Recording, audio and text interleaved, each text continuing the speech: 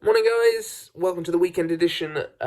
On these shows, we are going to be a lot less formal and we're going to share some of our previous podcasts.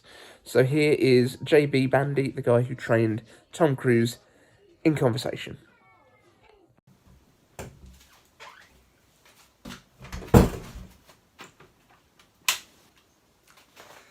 Hey guys, just wanted to introduce this video really quickly. I had the pleasure of interviewing John Bandy, who trained Tom Cruise, Bryan Brown for the movie Cocktail a couple of weeks ago. A little sneak peek of the new studio. You'll be seeing a lot more of this in the next month. Enjoy the interview.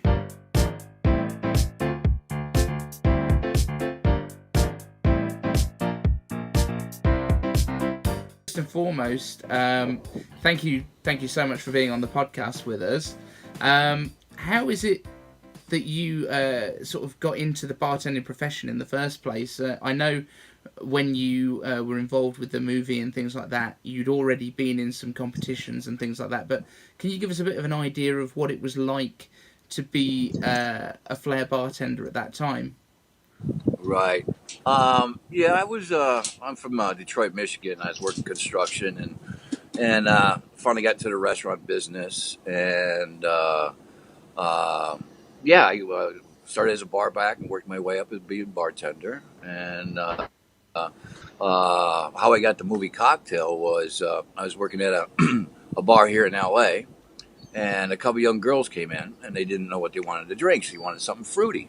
And I says, well, I'll tell you what, I used to say all the time. So they wanted something fruity, and I told them I'll make, excuse me, I'll make them a drink, and if you don't like it, I'll buy it. So all the bottles and the shakers went in the air and whatnot, and I set the drink down. She goes, boy, that's really good.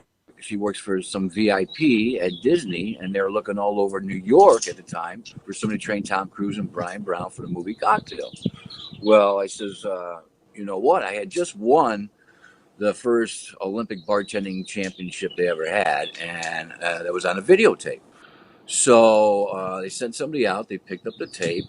They sent it to New York, and I got the gig. I spent 3 months with Tom Cruise and Bryan Brown, a month in New York, a month in Toronto, a month in Jamaica, and beyond my wildest dreams. It's like, really, you're kidding me, right? So it was just great fun. Great fun. So that kind of experience, you say you spent a bit of time in each of those cities. I mean, my wife and I were in New York for our honeymoon, and we actually went to that original TGI Fridays at Oh, right. 63rd and First, right? Sherlock's Yeah. now, or Baker Street Bar, I think. Yeah, I was with Fridays for about 8 years and did the Flair competitions myself. Right. Okay. Yeah. Yeah. That was the original one. They actually, when they shot the movie, it was a set. They built the entire TGI Fridays on the stage Hmm. here in LA, and yeah, they only did the outside shots of that bar. They never used the inside. And beyond to me that it was Tom Cruise's first movie after Top Gun, so he was really hot property at that time. So when the movie Cocktail started to break, these little TV talk shows wanted to know, well, who was the bartender that trained him? And so I got a little airtime on these little TV talk shows like Entertainment Tonight and whatnot. And given that little airtime, a bunch of liquor companies, juice companies, beer companies saw it, and I spent for that little 15 minutes of fame.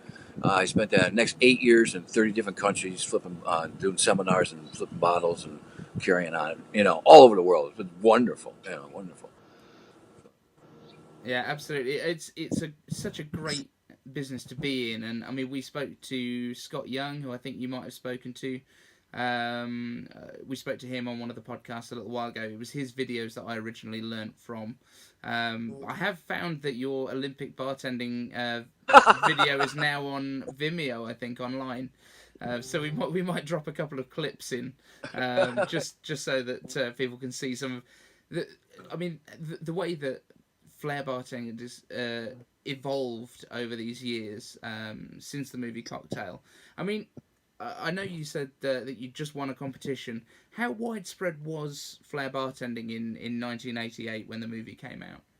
It was pretty much nothing. There was really not a lot. There was just a couple, handful of guys. I mean, with bartending, there's different styles of bartending. I mean, there's guys that are speed and efficiency. There's guys that are recipe knowledge.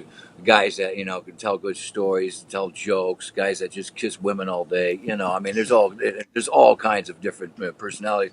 And mine was visual, and just kind of I started doing it flatly out of boredom. Just I got tired of saying hello, how are you, what would you like, and I, plus I was kind of a new green guy as far as bartending. I was the new guy, so I was getting all the the crappy shifts and the dirty work, and I said, screw this, I'm just gonna make it fun for myself, and it's just one thing led to another, and I flatly started doing it out of boredom.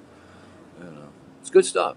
Yeah, absolutely. Do you have like one favorite memory from the production of the movie or anything like that? Something that people might not be aware of, the way that things happen behind the scenes. Well, the production they kept trying to get me, in the movie. And to me at that time, it's like, well, he's doing all my stuff. I mean, there's really nothing better than that. I don't really care. To me, it's like, getting in the movie is like really not a big deal to me. But I got my brother in the movie. He was in there. And at one point, finally in Jamaica, they ran out of extra people to be in the background. And they said, "Will you do it for us?" I said, "All right." So my part was down on the beach, and Brian Brown points to the beach and says, "And that's my lovely wife." And my part was I had to walk by her, and she's in a bikini, and I had to turn around and look at her behind. And that was my that was my part, attracting a lot of attention. It was a really tough part to play. Yeah, there are worse parts to play in a movie. Yeah. Yeah, so yeah, I did get in there, but it was fun. It was good. Yeah. Great stuff. And so, who was it, or even nowadays, are there any sort of bartenders, or who is it that inspired you to become what you are today? Whether that's a bartender that you worked with, or No, it was flatly out of starvation. Flatly out of starvation. When I was real young, I worked in a little restaurant, a little diner, and it was I used to wash dishes and whatnot. And it was a very old Greek boss, and he says, "You work in a restaurant, you never go home hungry."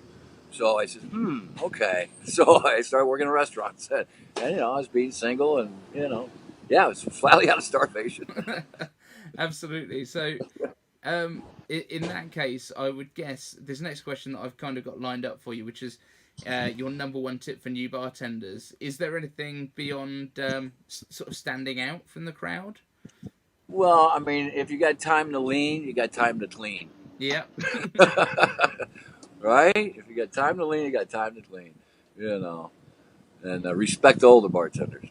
that's fabulous. Yeah, I mean, uh, yeah, as I say, I worked in Fridays for about 8 or so years, and then went out to do some training in other countries and things like that as well. But it is one of those things, and Fridays I think has got a very kind of a specific culture to itself, with the way that it does revere the older bartenders and people that have that experience, in a way that certainly in the UK there aren't many establishments that have that kind of thing. Yeah. Back then, because I worked Fridays at that time between was 82 to 90, 83 to 90, Hmm. and if you worked for Fridays, you could work anywhere. I mean, they really were at that point pretty top notch. I mean, you had to learn 1,000 recipes just to get behind the bar. Yeah, right. Yeah, You've been there. yeah, Yeah, absolutely. yeah, yeah. Yeah. It was good training. It really was. You knew the shelf life on pineapple juice and on and on and on.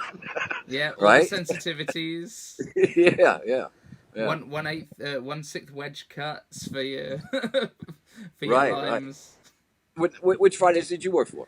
So I've been in Birmingham. So I've worked at the original UK Fridays, I on the believe, Hagley yeah, I Road in believe I, Birmingham. yeah, I So, believe I was at that one. I think I was at the Birmingham one. oh really? I think the first one that opened up there. I think it was. Yeah. Is Yeah, that the yeah, one? First one? Yeah, yeah. So yeah. actually, there's two or three of the guys that worked there on the opening day that I've worked with. So there Okay. was Simon Priest, who was a fry chef, I think, and Steve Ricketts, who was another guy in the kitchen, and they're both now, I think, running restaurants. Right on. Yeah, Yeah, gets in your blood, right? absolutely, absolutely. And Yeah. since then I've been working in the in the brand side of things. So I've been working with people like Mary Brizard and some of the other brands, Oh, Sobieski. Um, okay. and I was actually invited back to TGI Fridays for their bartender challenge finals, and it was at the Hagley Road where I'd worked Oh, last right year. on. So that was pretty No, awesome.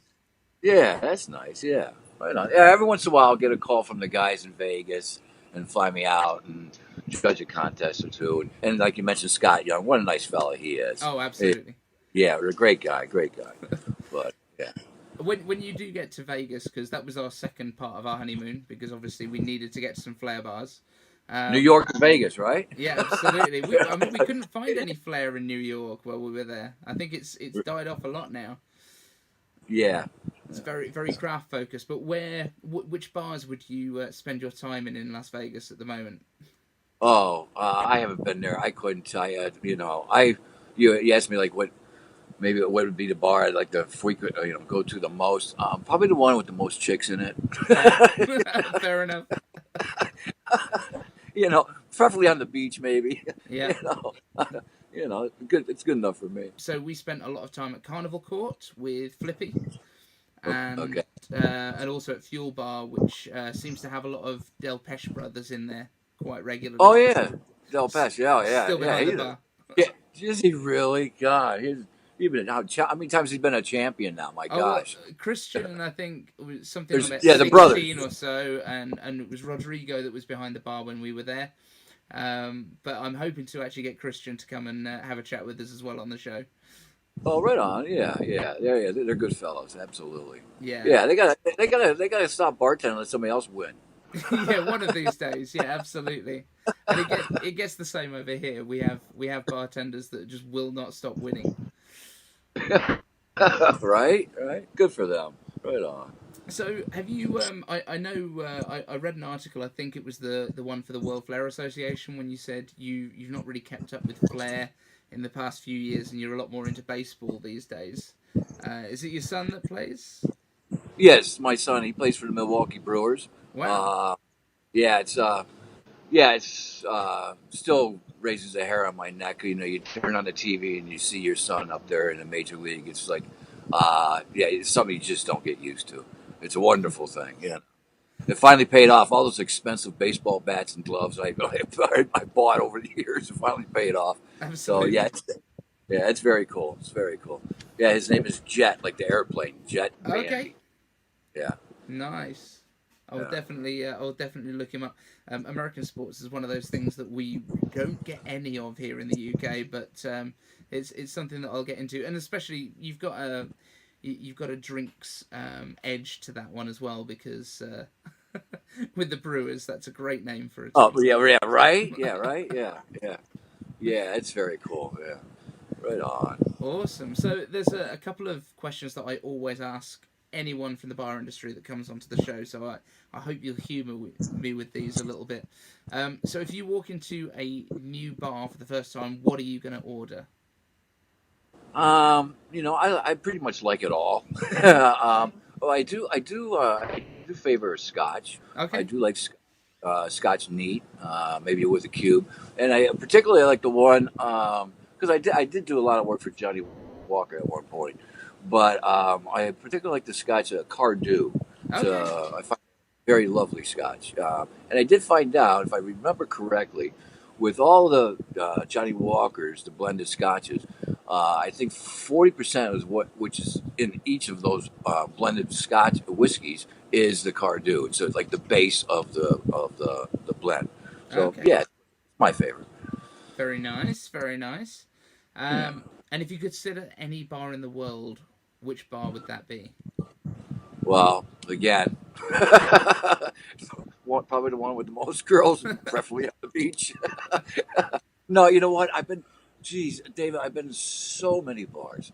I mean, just an incredible amount of bars, and I still keep going. But Yeah, there was just one that really sticks out in my head. Not really. I remember like being in Turkey, uh, Istanbul. They had winter bars and summer bars. Okay. So you'd walk in the summer bar and regular, normal looking bar, but it had no ceiling. It was just there was no ceiling to it. It was very cool, and there were lots of them, and yeah, I thought that was quite unusual. So yeah, Amazing. That sounds really yeah, cool. yeah, I have to look into that. yeah. Um, if you could only have one cocktail for the rest of your life, what would it be? Oh, jeez. Like I said, I like it all. Don't say a red eye. Yeah, yeah. Oh, right on. Yeah, I did favor them for quite some time. I did it. Actually, I did a lot of work for Clamato Okay. juice. Yeah, yeah, yeah. Yeah, and I did favor. In Canada, they call them Bloody Caesars. Okay. Here in the States, we call them Bloody Marys, right? Yeah. But I did favor that for quite some time. I did like the just vodka and Clamato juice, and a lime, Yeah. But I guess I would have to go with Scotch. Mm-hmm. Yeah. But like I said, I pretty much like it all besides gin. I'm not a gin guy. Okay. I mean, that's the biggest thing over here right now. What's that? Gin is absolutely flying here in the UK. Oh yeah, you guys, the Brits love that stuff, right? Absolutely. Absolutely. The Well, juniper berry. The juniper berry, yeah. yeah. We like to claim that we invented it, but I think we have a lot to thank the Dutch for. Yeah, right. Which gin do you drink? So there's a couple of brands I work with at the moment. So I would be remiss to not mention them. Eden Mill is one actually, which is Uh, from Scotland, and they make a Scotch whisky too. oh, right on. So Okay. I will speak nicely to them and see if I can get some a little care package sent over for you. Uh, There there you go. There you go. Very good.